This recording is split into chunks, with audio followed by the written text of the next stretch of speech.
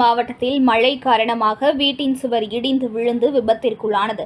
சில அளவைத்துறை உதவி இயக்குநர் அலுவலகத்தின் பழைய கட்டிடம் மேற்கூரை இடிந்து விழுந்தது. மயிலாடுதுறை மாவட்டத்தில் கடந்த சில தினங்களாக பரவலாக நல்ல மழை பெய்து வருகிறது.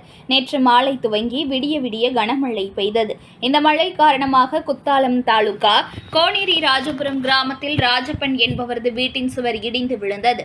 இதில் வீட்டின் ஒரு பகுதி முற்றிலும் சேதமடைந்ததால் அதிர்ஷ்டவசமாக காயங்கள் மற்றும் உயிரிழப்புகள் தவிர்க்கப்பட்டன.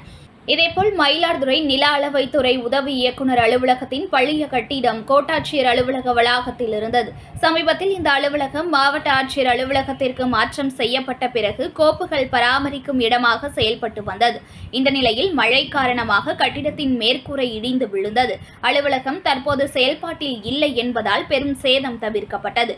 இருப்பினும் அலுவலக சுவர்கள் விரிசல் விட்டு காணப்படும் நிலையில் அப்பகுதியில் அரசினர் மாணவியர் தங்கும் விடுதியில் பயிலும் மாணவிகள் அந்த வழியாக சென்று வருவதால் மேலும் இடிவதற்குள் சேதமடைந்த கட்டிடத்தை அப்புறப்படுத்த வேண்டும் என பொதுமக்கள் கோரிக்கை விடுத்துள்ளனர். இதேபோல் மயிலாடுதுறை சார்பதிவாளர் அலுவலகத்தில் மரத்தின் கிளை முறிந்து விழுந்ததில் கட்டிடத்தின் காம்பவுண்ட் சுவரின் ஒரு பகுதி சேதமடைந்துள்ளது.